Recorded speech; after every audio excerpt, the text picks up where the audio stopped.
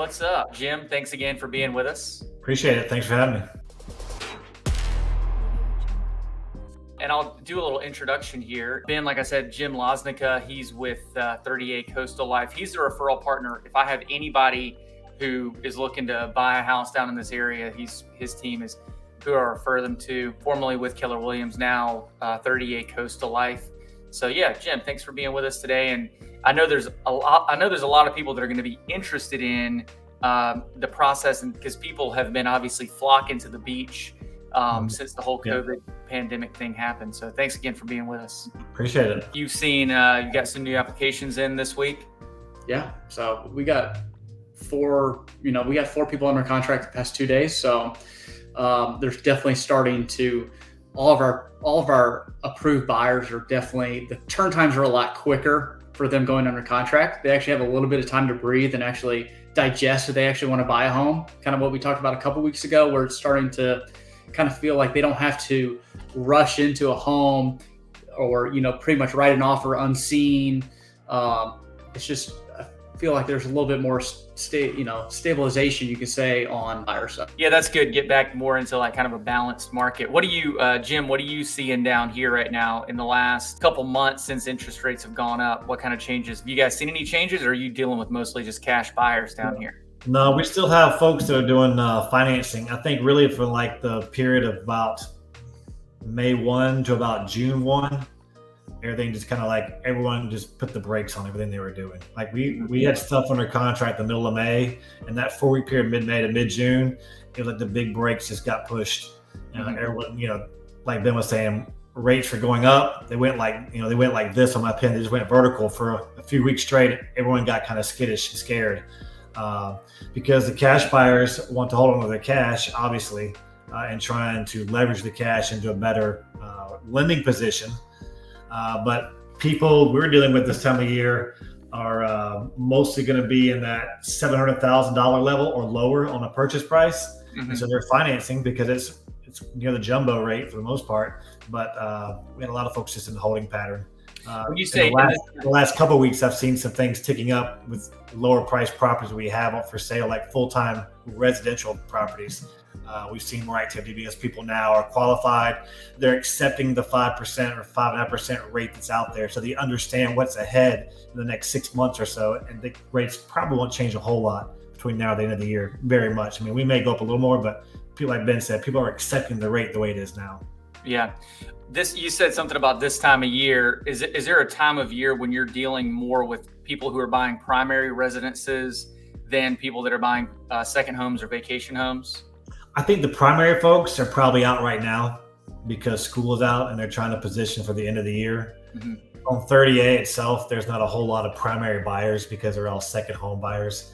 But the real second home buyers come either in spring to position themselves ahead of the rental season to get the house ready to be on the rental market, or they're buying in the late fall to enjoy the home for the end of the year, position themselves for taxes at the end of the year, and also get the home ready to rent the next year. This time of year, it's mostly people who are trying to buy a smaller condo for investment to have some fun with, or they're primary buyers. Yeah.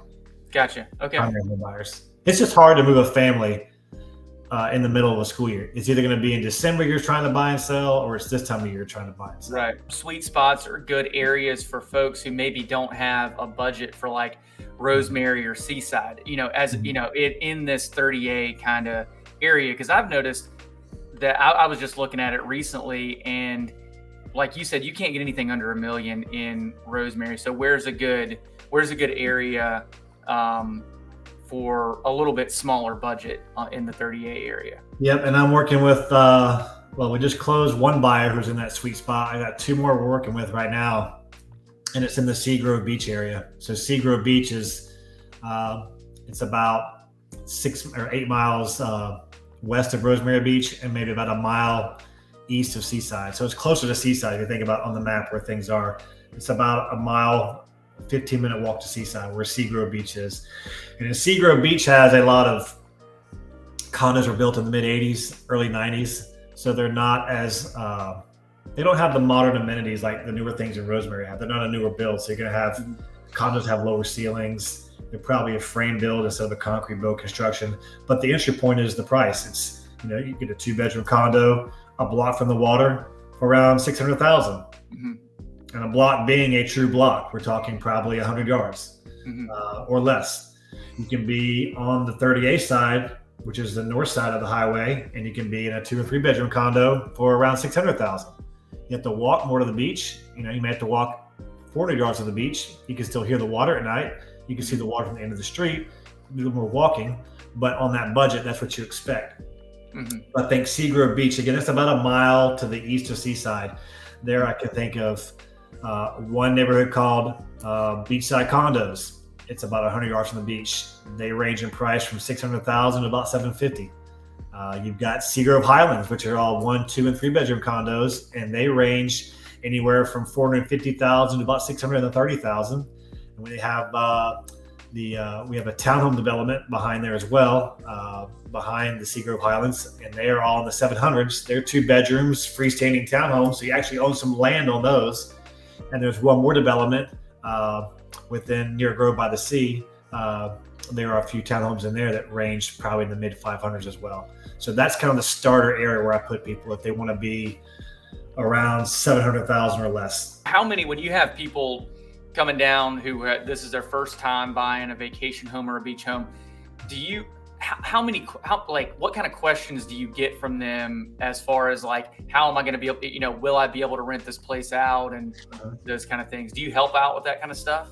Yeah, we have to know all those questions. And usually we get people that pretty much understand 30A when they get here.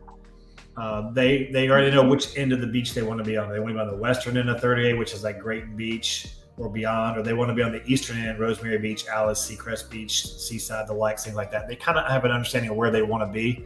But when they first come to us with a house, it's almost inevitably, what did the house rent for last year, or what can it rent for next year? And usually we try and have those numbers in advance. If it's listed for sale, we kind of know the numbers because it's been provided by the agent. But we did one back in the spring. It was a brand new build in a brand new area we haven't sold in a while. And so I was being asked on the spot what we think rental values are going to be. And, the people were kind of surprised. They thought it was kind of low. I'm like, well, the neighborhood has no pool, but you have a beach.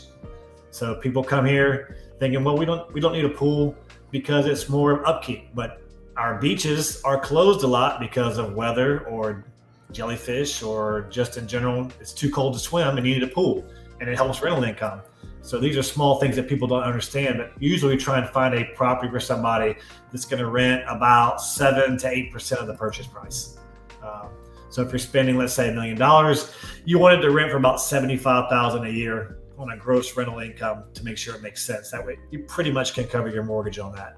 You may have some incidentals you have to cover with HOA fees and electricity and whatnot, but it'll cover the majority of your note every year. Okay. And we do have to have those numbers. Everyone wants to know what it's going to rent for. We have to know those really off the top of our head. Even if it's a phone call or a text, they want us to know pretty quickly. So are you guys first on the rental market here? Are you using like AirDNA or something just to look at what's rented in the past, what average nightly rent, occupancy rate, and all that fun stuff? So I don't use that. I know it's a paid service down here, and I've seen it, and I've looked at some of it when it's a free setup and use it for a bit. A lot of people use that. I pretty much will just take, if it's a property for sale and I know who's renting, the rental company is, I'll just call that rental manager and be able to get that information on the backside. It helps a lot. Some rental companies don't provide that at all. They just say it's going to rent for XYZ dollars. They can't break it out by week. Then I have to actually ask the owner of the house, if we're selling it, what they rent it for per week. If I don't get any information like that I need, I have 2 or 3 property management businesses here that I'm familiar with. I can call them and get that information from them. Just give me a rough idea. If you had this house, what would you rent it for in this certain time of the year? Okay. Most companies here are good at breaking it down. We're a 4-season market. Believe it or not, we have a lot of people here in the winter months, a lot of snowbirds in the winter months. We're a 4-season market, and we're 4 weeks in each of those seasons.